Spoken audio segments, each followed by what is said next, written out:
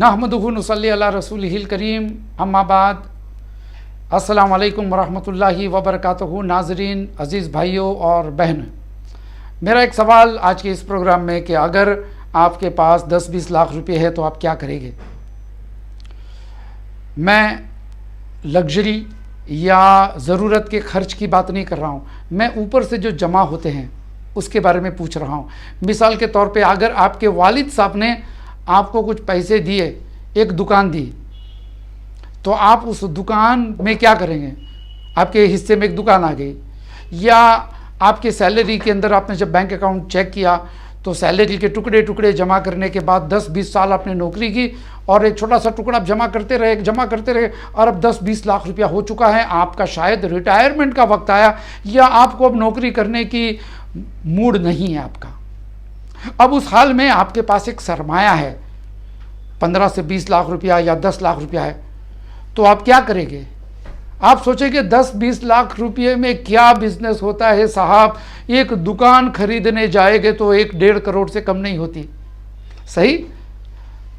या आप सोचेंगे कि हम किसी को इन्वेस्टमेंट के तौर पे दे देंगे, कि हमारा पैसा किसी के बिजनेस में लगा देंगे, हर महीने हमको थोड़ा थोड़ा पैसा आते रहेगा, राइट।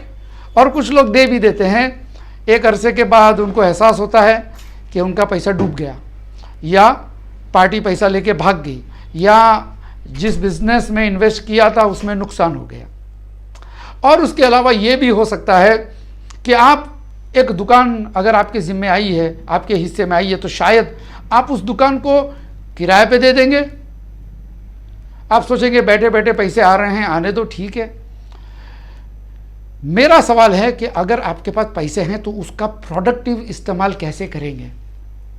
ठीक है, आपने भाड़े पे दुकान दे दी, वो भी एक बिजनेस है, लेकिन क्या ही ये अच्छा नहीं होता कि उस दुकान में आप कुछ बिजनेस करते। आपका भतीजा या भांजा जो बेरोजगार है, या आपका कोई फ्रेंड है जिसके पास कोई टैलेंट है, जिसके पास कोई स्किल्स है, या कोई आइडिया है, तो उस पर कुछ मेहनत करके एक बिजनेस को वजूद में ला सकते हैं, राइट। और 10-15 लाख रुपया अगर है किसी के पास तो वाकई में बहुत अच्छी तरीके से बिजनेस कर सकते हैं। लेकिन जानते हो, हम लोग बिजनेस करने से डरते हैं। क्यों? क्योंकि हमारे स्कूलों में हमेशा टॉप ग्रेड लाने को सिखाया गया। हमेशा हमारे टीचर इस बात को इंकरेज करती हैं कि फर्स्ट रैंक लाओ, पोस्ट ग्रेजुएशन करो, टॉपर बनो। तो हमको हमेशा कामयाब होने की तालीम मिली है। कभी फेल हुए तो उस हाल में क्या करने का, उसकी तालीम किसी के पास नहीं है हमारे एजुकेशन सिस्टम में, बल्कि उस बच्चे को नकारा जाता है, हकारा जाता है। तो साइकोलॉजिकली जो हमारे बच्चे पढ़ने लिखने में होशियार है, वो पढ़ने में टॉपर तो हो जाते हैं, लेकिन अगर कारोबार की बात आती है, इनके बैंक में 1-2-5 लाख दिरहम होते हैं। यकीन मानिए, मेरे बहुत सारे फ्रेंड्स हैं दुबई में, रियाद में, इनके पास 5 लाख 4 लाख दिरहम जमा रहते हैं, जो इंडिया के 20 से मल्टीप्लाई कीजिए, आप पाकिस्तान के 35 रुपये से मल्टीप्लाई कीजिए, बड़ी रकम हो जाती है। लेकिन उनको पता नहीं कि क्या करना चाहिए, डरते हैं पैसा डूब गया तो। क्यों? कि स्कूलिंग सिस्टम में गिरने के बाद उठना कैसा वो सिखाया नहीं जाता, इसलिए आदमी डरता है। और आदमी कभी बिजनेस माइंडसेट बनाता भी नहीं है। याद रखिए, ये जो बिजनेस है ना, ये एक स्किल है, इसका कोई सिलेबस नहीं होता है कि कोई किताब लिख दूं मैं बिजनेस पर, आपको बिजनेस करना आ गया ना। एक लाइफ स्किल है। जैसे मेडिकल की जो स्टडीज़ होती है, उसमें आप 4-5-6 साल तक पढ़ते हैं, उसके बावजूद भी आपको किसी के अंडर में इंटर्नशिप करनी पड़ती है, राइट। इस तरह से बिजनेस भी स्किल है, स्किल, महारत हासिल करनी चाहिए, आपको सीखना पड़ेगा। और तरीके अलग अलग होते हैं सीखने के। कुछ लोग किताबें पढ़ के सीखते हैं, कुछ लोग थोड़ा सा जोखिम उठाते हैं, पैसा बिजनेस पे डालते हैं, नुकसान करते हैं और सीख जाते हैं, जैसे मैंने भी सीखा। कुछ लोग हैं दूसरों से राय मशवरा लेकर भी सीखते हैं, और कुछ लोग हैं जो बाकायदा इसकी ट्रेनिंग हासिल करती है, जैसे कि मैंने एक छोटा सा कोर्स बनाया हूँ बिजनेस का। यकीन मानिए, बहुत अच्छा कोर्स है और इतना महंगा नहीं है। आपके 20 लाख रुपये अगर आपको लगाने हैं कहीं पे, उस चीज़ को सीखने के लिए कि वो 20 लाख रुपया सलामत हो और एक इनकम आती रहे, कुछ लोगों को रोज़गार मिलता रहे और एक अच्छी प्रॉपर्टी इनकम वाली आप अपने बच्चों को देकर यहाँ से रुखसती ले दुनिया से। तो उस चीज़ को सीखने के लिए $100 या $150 या मैं नहीं समझता हूँ ये कोई बड़ी रकम है। क्यों कि इसके ज़रिए आप बहुत कुछ सीख सकते हो। इसके ज़रिए आपको एक नई लाइन मिलती है। देखिए, आपने ग्रेजुएशन किया, 4 साल कॉलेज में रहे, कितना खर्चा, फीस के अलावा आना जाना, कैंटीन, किताबें, ट्यूशन्स, राइट, कितना खर्चा हुआ। उसके बाद नौकरी, सही। लेकिन मेरा कोर्स बहुत अफोर्डेबल है क्योंकि मैं चाहता हूं कि आम आदमी भी इसे हासिल करे और सीखे। बड़ा मामूली सा कोर्स रखा हूं मैंने, इसकी फीस मैंने बहुत आसान रखी है। तो आप अगर इसको सीखेंगे तो यकीनन आपको आगे चलकर बहुत फायदा होगा। और एक छोटा सा पॉइंट मैं बिज़नेस के मुतालिक आज आपके सामने पेश करूंगा कि भाई बिज़नेस क्यों करना चाहिए, बिज़नेस से फ़ायदा क्या है। नंबर 1, बिज़नेस करने से आप आने वाली नस्ल को एक प्रॉपर्टी देकर जा सकते हैं। प्रॉपर्टी यानी बिज़नेस भी एक प्रॉपर्टी है। अगर आपने वेबसाइट के ऊपर कोई बिज़नेस शुरू किया तो वो वेबसाइट आपकी दुकान है।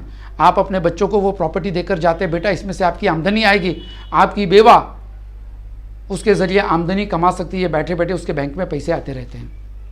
बिजनेस करने से दूसरों को रोजगारी मिलती है जो लोग बिजनेस के काबिल नहीं होते हैं। जो लोग बिजनेस कर नहीं पाते उनको भी बेचारों को रोजी मिलती है। 5-6 आदमी को अगर आप नौकरी पे रखते हो या फ्रीलांसिंग पे काम देते हो तो इनका भी किचन चलता है, इनका भी काम चल जाता है। ये भी एक फ़ायदा है। बिजनेस करने से मार्केट के अंदर माल घूमता है, बिजनेस करने से मार्केट में पैसा घूमता है, इसके ज़रिए सोसाइटी को फ़ायदा होता है। बिजनेस के ज़रिए आप कई लोगों के तारुफ में आओगे, आप कई लोगों से आपकी मुलाकात होगी, नई नई लाइन सीखने मिलेगी। मेरा एक इमारती दोस्त है दुबई शारजा में, इमारती है। वो कहता है मेरे 4 बेटे हैं, मैंने 4 बिजनेस डेवलप किए और चारों को एक एक बिजनेस दे दिया क्योंकि मेरे पास इतनी बड़ी प्रॉपर्टीज़ नहीं है। और मैंने कहा कि मैंने तुमको पढ़ाया लिखाया, तुमको मैं कैश नहीं दूंगा, ये धंधा है, मेरे साथ आकर बैठो, 6 महीना मैं सिखाता हूँ और ये बिजनेस तुम्हारा, ये तुम्हारी प्रॉपर्टी हो गई। अब तुम कमाओ या गवाओ। और एक टाइल्स की दुकान, एक रेस्टोरेंट, एक होटल और एक कपड़े की दुकान, 4 दुकान चारों बेटों के लिए। तो इस तरह से आप अपने बच्चों को लीगेसी में बड़ी अच्छी अच्छी चीज़ें देकर जा सकते हो। हलाल की इनकम का एक ज़रिया बन जाता है। लेकिन बिजनेस सीखना तो चाहिए, है कि नहीं? क्योंकि लोग मुझे पूछते हैं निसार भाई आप जुमा का खुतबा देते हैं, दावत तबलीग का काम करते हैं, आप मस्जिदों में लेक्चर देते हैं, आप बिज़नेस देखिए। मस्जिदों में लेक्चर देना, जुमा का खुतबा देना, ये एक मेरी अखलाकन जिम्मेदारी है कि नहीं? लेकिन जो फ़न मुझे आता है वो भी सिखाना, हलाल रोज़ी कमाना, ये भी मेरी जिम्मेदारी है। तो मैं साइड बाय साइड बिजनेसमैन भी हूँ। बहुत सारे बच्चे ऐसे होते हैं जिनको स्कॉलर बनने का शौक़ होता है, कुछ लोग PhD करते रहते हैं, कुछ लोग अरबिक जैसी लैंग्वेज सीखते रहते हैं, कुछ लोग सिर्फ किताबें पढ़ते रहते हैं, फिर कहते हैं कि भाई हम पैसा नहीं कमा पाते। इसलिए नहीं कमा पाते कि आपने कोशिश नहीं की। आप कोशिश करें, छोटा सा बिजनेस, शर्माना मत। मैंने बड़े बड़े स्कॉलर्स को देखा है कि नमाज पढ़ाने के बाद उसी मस्जिद के बाद बैठकर, उसी मस्जिद के बाहर बैठकर वो शख्स इत्र और कपड़े बेचता है। मस्जिद में नमाज खुद पढ़ाता है और उसी की दुकान है। छोटा सा बाकड़ा है, उसको कोई ईगो नहीं है कि मेरे पीछे 5000 इंसान नमाज पढ़ते हैं और मैं छोटा सा बिजनेस करूँ ना। वो कहता है कि ये एक आमदनी है और अल्लाह की तरफ से एक रोज़ी है।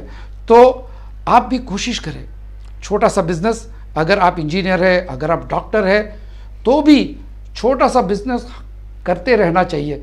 इसके ज़रिए आपका बहुत फ़ायदा होगा।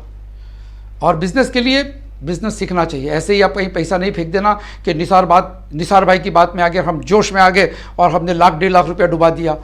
ऐसा मत कीजिएगा। कहीं ऐसा ना हो कि आपके वालिद साहब का मुझे फ़ोन आ जाए कि निसार भाई हमारे बच्चे ने जो है पैसा डुबा दिया। तो थोड़ा सीख कर मेरा कोर्स करो, उसके बाद मेरे साथ 1-2 सेशन कर लो पर्सनली। $100 या $150 का कोर्स है, लेकिन आपके लाखों रुपया बचा देगा।